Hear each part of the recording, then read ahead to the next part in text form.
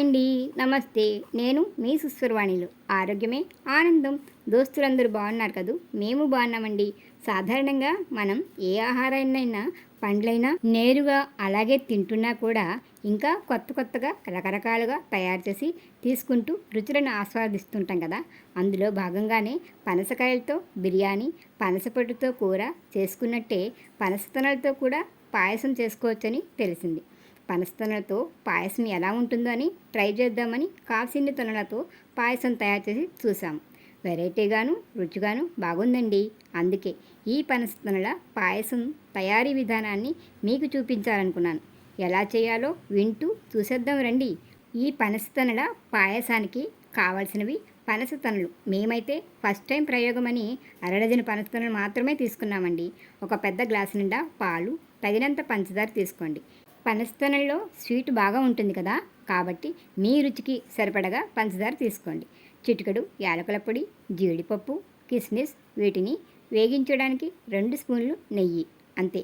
ముందుగా పనస్తనల్లోని లోపల గింజల్ని తీసేసి తనల్ని మిక్సీలో వేసి కాస్త పేస్ట్లా చేసి పక్కన పెట్టుకోండి. ఇప్పుడిక పొయ్యిపై గిన్నె పెట్టి 2 స్పూన్ల నెయ్యిని వేసి అది కాస్త వేడెక్కాక కిస్మిస్ వేసి వేపుకుని గిన్నెలోకి తీసి పెట్టండి. తర్వాత జీడిపప్పును కూడా వేగించి పెట్టుకోవాలి.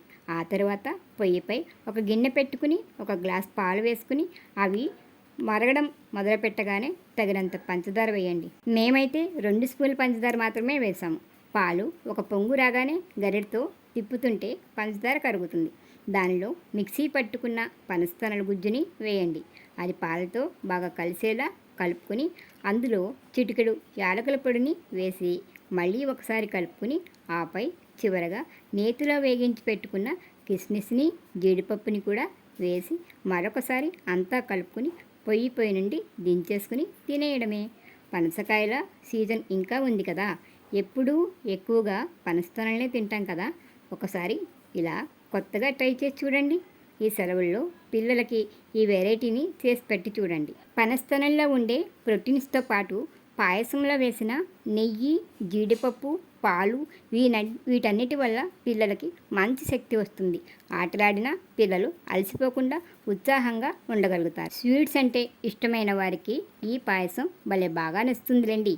ఈ సీజన్లో ఎక్కువగా లభించే పనసకాయలు మనకి ఆరోగ్యంగా, మానసికంగా ఎటువంటి ప్రయోజనాలు ఇస్తుందో పనస గురించి ఇంతకుముందు మన ఛానల్లో చేసిన వీడియోని కింద లింక్ ఇచ్చాను. ఆసక్తి ఉన్నవాళ్ళు ఒక్కసారి చూడండి. ఆరోగ్యకరమైన ఆహారం గురించి తెలుసుకోండి. వీడియో నచ్చితే లైక్ ఇవ్వండి. ఛానల్ని సబ్స్క్రైబ్ చేయండి. వీడియోని మీ దోస్తులకి షేర్ చేసి నన్ను ప్రోత్సహించండి. మరొక వీడియోతో మళ్ళీ కలుసుకుందాం. అంతవరకు సెలవు మరి. నమస్తే.